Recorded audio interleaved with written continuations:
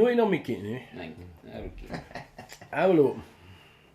Ik ben Daniel Ghekiere, zoon van Oscar Ghekiere en Germaine de Klerk, geboren in Sint-Eloois, Winkel, met de schoonste datum van de maand februari, Valentijnsdag, in het jaar 33.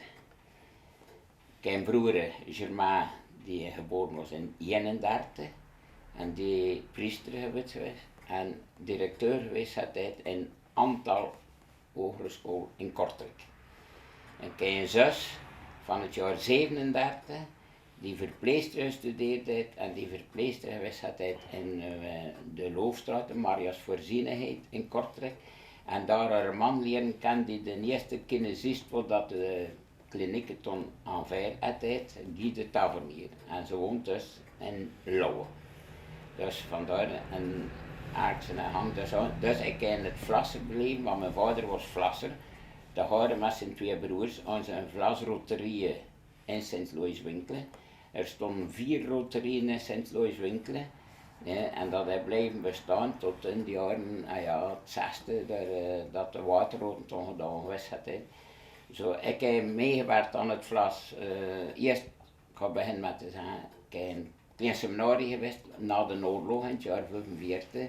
In 44 heb mijn broer dat binnengegaan, direct naar het Zuid-Latin.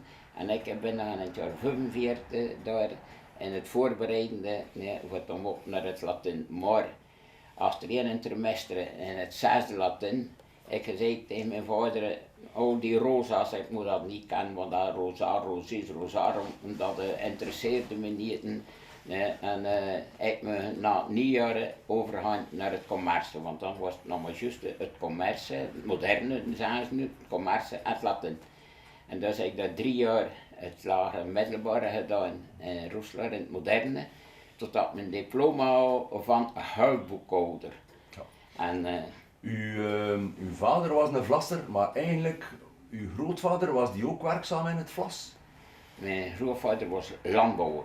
En gezien dat er daar 5 zonen waren en 3 dochters, mijn grootvader gekeken voor een roterij te zetten, want dat was dan juist gedaan met in de hekkens te roten aan de leien werden de vlasroterijen gezet en dus heeft mijn grootvader in het jaar 29 een roterij gezet. Hier in Winkel En hier in Sint-Eloois, Winkel. Ja. En zo met 4 broers. 4 broers Ghekiere, maar één broer heeft dan hem eruit getrokken en een roterij gezet in Sint Catharine, Gerard Ghekiere. Hij heeft dan naar Sint Catharine gegaan. En dus is met 3 broers voortgedaan en is er een schoonbroer ingekomen. Maurice de Baars, was getrouwd met Elsa Ghekiere. En Maurice de Baars was ook van Wielsbeke Oeiham, daar wokvlasser.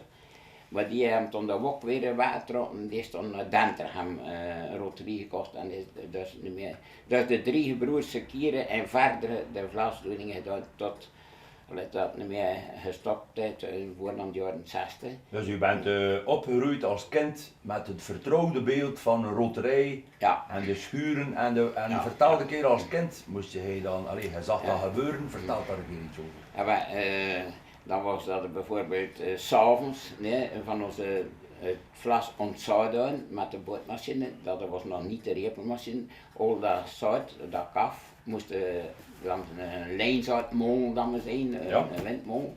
En wij moesten gaan haken voor de ballen open toen, want als het kaf daarin schepten. Onder andere toen anders is op de winterkant het vlas voor te zwingen met de handmolen, met de plank. Moest een beetje gedood zijn en dan weer in de pedair dan met de zand op de aarde geleid. S'avonds, maar we moesten naar voor die poortjes open te laten. Dus van kinds af was je ingeschakeld altijd en leerde je al de knepen van het vak van kinds bien af. Ja. En die oorlogsperiode, Daniel, hoe heb je dat beleefd? Goed, maar ik heb daar minder denken.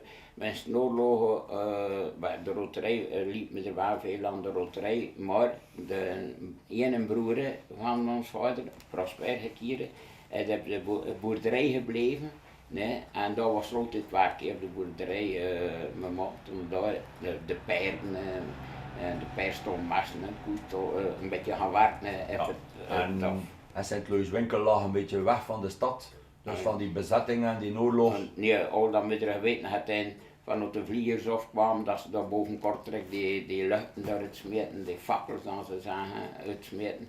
En van de oorlog begin weet ik nog dat we in de kelder geleefd hadden, in de deurbrokken, dat we de obussen worden passeren.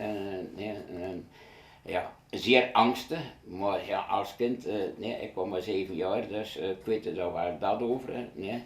En dat ons vader zeer benauwd was, van ons moesten vluchten, ons vader wilde vluchten naar Frankrijk. En ons moeder zei, we gaan hier blijven, we kunnen ons wel hier sterven of dan in Frankrijk gaan sterven. Het vrezen, en zo kijk. En uw vader zijn vlascommerce, hoe werd dat vlas dan afgewerkt verkocht? Weet je daar iets over? Dat was dan, de zomerperiode is dan weg. Alles weer nog op de turbine gezwingeld in de zomerperiode, omdat dat moest de machine draaien, een stoommachine die de turbine deed draaien. Zodat een keer dat roodseizoen gedaan was, werd er geen stoom meer gemaakt, dus moest al het vlas gezwingeld zijn op de turbine in de periode van het rood nog. En de turbine, heb je altijd een turbine geweten op het bedrijf? Ja. Dus De eerste het was een heel modern bedrijf. De eerste turbine dat ze zetten was een Bobby-Soon. Voor de oorlog, ik weet niet wat jaar dat zat in. Ze stond er al heen. En onmiddellijk na de oorlog is in een Bobby-Soon en een Van Dommel turbine gezet. Van Hullegem, dat was zo gezegd. Dus de stevige turbine die goed swingelt, volgens de boterkoper. Die zijn het vlas het best geswingeld en zo is het zo ingezet. Dus al is dan van Noord zeer goed, dan in de Poorter zeer goed. Maar ja. En de boterkopers kochten het vlas bij En de boterkopers kwamen dan niet het vlas kopen van de turbine. Dat was in de winter, van het er gezwingeld weer op de Vlaamse molens. Bij ons aan de fabriek stonden er 18 molens naast elkaar. 18 planken. 18 planken. En de boterkoper kwam daar kijken voor dat vlas te kopen. En ze namen een poorten mee naar Wevelgem, want de boterkopers waren praktisch al van Wevelgem die hier kwam. Ik versta iets niet goed. Je had een turbine, ja. Maar je had ook nog zwingerplanken. Ja, wat is het verschil? Of? Het vlas verfijnen. Achter de turbine werd het nog verfijnd. Op de oude manier, waar oorspronkelijk alles werd gezwingeld via de Vlaamse sterren. Alles. Bij ons ging er geen kilo gezwingeld vlas weg. De aandrijving was een stoommachine. Dat was een indrukwekkend iets. Ja, die stoommachine. Dus had een stoker. Dus dat was... stoken met leem? Stoken met leem. Uitsluiten met leem. Dus dat was ook een herbruik van een afval. Waar moest je met die leem naartoe anders? Een beetje leem leven aan een bakker, maar dat was niet de oplossing voor die pakleem en dat was voor de stoommachine. En een keer dat eind oktober was dat gedaan met de stoommachine, moest al het vlas gezwingeld zijn op de turbine. En dan hier de winter was dat het dan op de zwingelplanken het verder opzwingen. En was dat dan al met een elektromotor? Ja, dat was dan met een elektromotor. En als ik goed kijk, in 1945 doe hij je plechtkemini. In 44. Het einde van de oorlog nadert. Het einde van de oorlog. Daniel doet zijn plechtkemini. En dan het einde van de oorlog? Mijn broer ging dan al naar het kleine seminarie. En ik heb nog het 6e studiejaar uitgedaan. En na het 6e studiejaar ook naar het kleine seminarie. Ons vader waren voor ons Frans ons in Moskroen of in Koom daar gaan. Maar na de oorlog voor internaat moest je veel vroeg aan zijn voor een kamer te kunnen krijgen. Dus kon men niet binnen in Moskroen, kon men niet binnen in Koom. En gezien dat de Wilde, Karel de Wilde, die priester was en van Kortrijk afkomstig, was hier gevlucht bij de oorlog in Sint Winkel voor de bombardementen van Kortrijk te ontvluchten. En zo kende Karel de Wilde, juist dat de familie Eloois, waar dat er 14 kinderen waren, de Eloois zeer muzikaal, en op het kasteel van de Putten hier in Sint Winkel hier gewoond en dat was zeer goed met Karel de Wilde. Nee, en zo is dat een aantrek geweest voor naar het klein seminarie om het te voorspraken, dat we daar kosten. Maar uw vader had eigenlijk de ambitie dat je uw Frans kon leren. Ja, dat was het ding. Is dat dan gelukt met naar Roeselare te gaan? Ik heb dan naar Roeselare gegaan, nee, en na het lager middelbare, waar ik daar enorm verschil van met Karel de Wilde, nee, maar wel een surveillant, nee, maar Karel de Wilde, af en toe moest een keer dienst doen, omdat de surveillant wat een keer verlof was of een keer weg was. En we kregen aan tafel daarvan die gestoomde prei, zou ik zeggen, nee, dat niet kon binnenkrijgen. En ik had dat in mijn zakdoek gedraaid, voordat dan in de wc te smitten naar Karel de Wilde, had dat afgeloerd. En ik hier geroepen naar Karel op de koer, wat je daar in de wc gaan doen. En dan maar 1 minuut in de wc geweest, wat kan je daar gaan doen? En ja, kijk, je ziet die prei daar in de wc. Ja, je kunt toch wel een keer een werk maken en ja. Dus kijk, daar straf. En dat heeft mij zodanig gepakt, omdat met dat was een straf dat ik kreeg van handelsreken of handelsrecht. Oh, voor avonden dat mee bezig te zijn. En dan moest iedere keer het dienst van de surveillant, wanneer die was. En die zei, achter een week, dan gaat u gaan verontschuldigen aan meneer de Wilde, dat meneer de Wilde straf volledig, en de deur toe van mijn neus en mocht weer gaan voortdoen. En de weken erachter is juist hetzelfde. En dan heb ik gezegd, ik kom hier nooit meer naar dat klein seminarie meer. Dus zo het verlof was dat. En hij zei tegen mijn vader, kijk, ik ga niet meer weer. En hoe oud was je toen? En wij 16 jaar. Ja. En vervolg was? En dus zei dus vader, wij dat toen werken, maar mag eerst naar Frankrijk steken. Mijn moeder had 2 broers die in Frankrijk boerden, in het departement Dijnen, Essenen dan ze zeggen, Dijnen. En kijk, dan een jaar geweest in een boerenstul en daar leren boeren.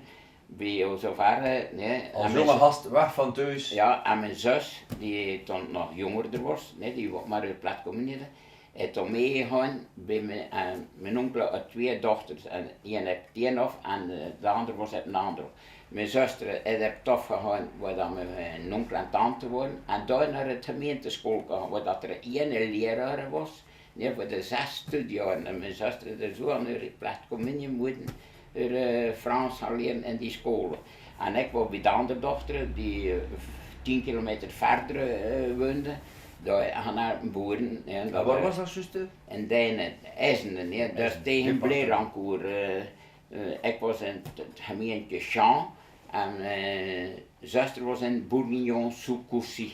Oh, tegen Chauny, daar lag tegen Chauny, waarvan we naar Hinter ging, was dat met een trein. Tot in Chauny. Ja. Je bent daar een jaar geweest en je komt dan terug en je zei dan... Ik ging toen zeggen met soldaten niet. Ik heb dan eerst een beetje aan het vlas gehouden totdat ik moest soldaten maken. Ik heb dus in oktober 52 ik ben gegaan in het leger. Dus ik ga eerst een beetje aan het vlas. En van ook in Frankrijk was als anekdote. Mijn onkel zei, Daniel, je moet je naar België niet weer een keer. Wat ga je dan gaan doen? Heb die kleine doeningsjes hier, zo'n groot afgokkie voor een dag. Ik ga je zelfs een boerinnen aandoen, zetten van die werk. Die man bedoelde dat goed? Ja, bedoelde dat goed, maar ja. Maar kijk, naar Russen kwam achter een jaar, mijn zuster kwam naar Russen, kijk, ik was naar Russen kwam en we zagen dus, maar juist de zondag elkaar, Dus mijn echte naar de Roderswijk gaan de zondag en zo. En na uw legerdienst, waar heb je gezeten in het leger? Ik ben gegaan de 1 oktober 52 en dat was voor 21 maanden. En mijn office was in mei 54, omdat de socialisten aankwamen met de propaganda 18 maanden dienst in de plaats van 21. Dus het was toen 20 maanden, ik dus office was dan 20 maanden in de plaats van 21. Ik heb binnengegaan in Mechelen in de Baron Saint-Michel voor 4 maanden. Nee, de morsen daar gaan leren, de tuut daar, en we werden toen daar verdeeld naar verschillende en ik heb bij het 16e medicaal in Duren gelogeerd geweest. En ze zeggen ook Duren is gewoon een stad, maar ik heb dan maar in een opene brakken geleefd, en niet in een schone kazerne. Nee. En dus heb ik daar toen die 16 maanden in duren en een schone job apart. Want we waren met de speciale dienst naar de vlaggenroute 's morgens. Was de weg met de kabinetten, met de radioposten. Voor in contact te komen met de soldaten van Aken, van Keulen. Van de transmissietroepen. Transmissietroepen, ja. Nu, eenmaal afgezwaaid, wacht vader zijn bedrijf en het vlas wacht ook op Daniel. Ja, en dus, we zijn in het jaar 52? 54? Ja. De jonge Daniel Ghekiere is een vlasser. Ja. En dan heb ik 4 jaar meegewerkt met vader. Totdat ik getrouwd in 58 en ik heb Nelly leren kennen. Ja, in het jaar 51, voordat ik naar, denk ging daar, naar Frankrijk, ja. Ik heb in 49, 50 naar Frankrijk gegaan. En toen ben ik tussenbleven, een beetje een boerderij in Hullegem, bij de, ja, ik ga zeggen, familie van mijn grootmoeder, die daar nog steeds in Hullegem. Ik heb daar een beetje geweest en dan ben ik naar Frankrijk getrokken. En achter Frankrijk heb ik dan van op tweede keer de Nelly leren kennen. Dus dat was in einde 51, begin 52, in 51, dat is juist in 51. Pas zoveel jaar later trouwen jullie. Ja. En in 58. En dan gaan jullie eigen boontjes doppen. Wij hebben nog meegewerkt met vader tot oktober en dan begin aan de klok. Mijn schoonvader hier, vader de man, heeft een kloddenmachine gemaakt en ik begin met de klodden te swingelen. En Nathalie de man en dan nog een cabine voor een elektriek. Dus mijn kloddenmachine moesten we ook draaien met een elektriek. En ik mocht me 's avonds, nadat Nathalie stille lag, bijvoorbeeld 6 uur of 7 uur, dan kon ik een uur of 2, 3 klodden swingelen. En dan 's morgens vroeg. En voordat de app te lossen bij dagen, heb ik dan een oude Lans Bulldog tracteur gekocht. Voor de elektriek te vervangen bij dagen, de pof, de tracteur. Maar werd hij dus de schoonzoon van een constructiebedrijf, de man? Ja. En wat heeft dat constructiebedrijf gemaakt? De glasmachine, de repelmachine. Dus de repelmachine en wij hebben de vlasbinder en de transportbank van het vlas. Dat bedrijf bestaat nog? Dat bestaat nog, maar hij is niet meer met het vlas. Nu is dat allemaal rolbruin. Zijn eerst na de vlasmachine en de bouwkraan, een beton, maar vooral bouwkraan, ik weet niet hoeveel dat er mag gaat zijn. En mijn vrouw heeft altijd een bureau gedaan in het atelier. Van ons ze dus tussenbleven had tijd van pensionaat van Kortrijk, is de bureau gedaan, is ze zelfs, ja, dan was er nog geen administratie, like dat nu is. In het atelier werkte hij met meer dan 40 werknemers. En deze maar een overdag bureauwerk voor het atelier. Ging ze zelfs een overdag bij bewierde patatten een bureau ook nog gaan doen. Dus net tegenover nu, nou gelijk bij het bedrijf dat je gaat, zit er ook 4 in een bureau voor, tegenover. Dus je hebt die periode eigenlijk dan in de jaren 60, Daniel, als hij een jonge ondernemer bent, is er eigenlijk toch wel al het een en het ander veranderd in die vlaswereld en de commercie. Ja, ik heb begin de kloddenmachine, dat begin was in 59 en dat was een afdak van het atelier waar dat de machines toen, maar dat was te klein. En in het 60 een kloddenbedrijf waar dat nu nog is gebouwd in het 60.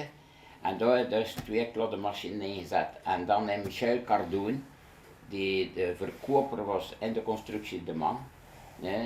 Zei Daniel, gaan we dat samen doen. Omdat hij al de vlassers kende. Maar vooral was dat hij waarschijnlijk met voorbedachtheid dacht, Daniel gaat hier mijn plaats innemen. En gezien dat zijn vrouw in een bureau zit, ga ik hier in mijn verkoop uitgeraken.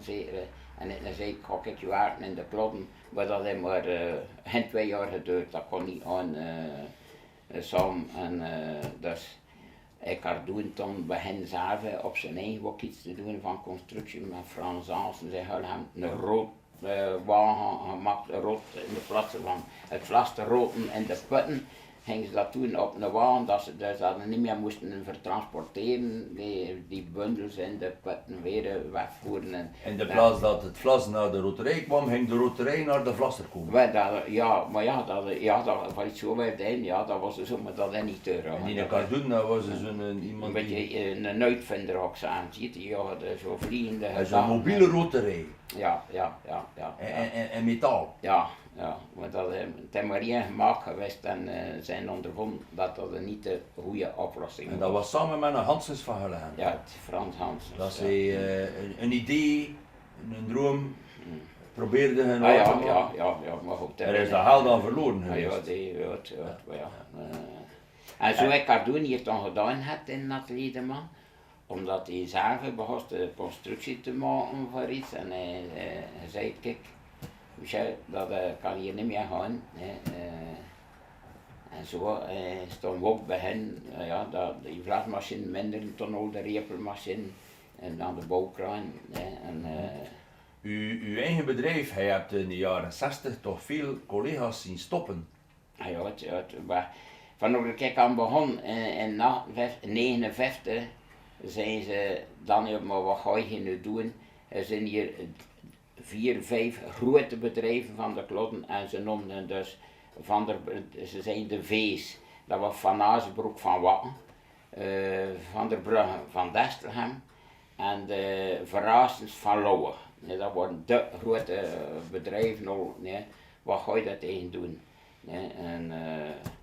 Kijk eens, ik ga dat toch proberen en dat is gelukt. Die grote bedrijven zijn zelf gestopt, zelfs een karpentier van Kuren die ook een hele grote was.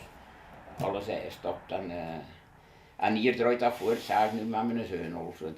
Dus u hebt 2 zonen? 2 zonen. Die dus... Geert doet dat verder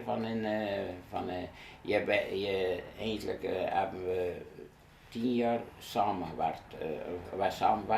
Je trouwde in 84, van ik voel daarbij.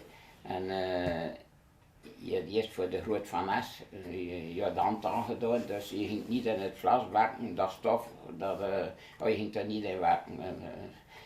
Maar een keer dat hij getrouwd was, er zaten in, je was toch vertegenwoordiger voor de Groot Van Es van Wevelgem, maar het was meer in isolatie dat ze toen bij de Groot Van Es. Nee, nog wel het vlasverzending, maar ook isolatie. En je dan vertegenwoordiger was voor die isolatie. Maar je ondervond van het einde de maand, keek wat dat overal, van zijn auto en van zijn kosten, dat dat niet ging zijn voor ooit iets te kunnen verwezenlijken. En na een jaar werken voor de Groot Van Es, dat hij getrouwd was, gevraagd, papa, ik zou toch nog weer proberen in de Klodden. En hij zei, kijk, dat is goed, we gaan je inschrijven als bediende, gezien dat je bediende wordt, dat je niks verliest van wat je niet hoort, dan stopt hij wel. Maar na een jaar moet je zeggen ja of nee. En dus na een jaar heeft hij gezegd ja, dan hebben we naar Harby gebouwd, dan hebben we verder gemoderniseerd met klark en met alles. Wat toch een beetje een fiere vader dan? Dat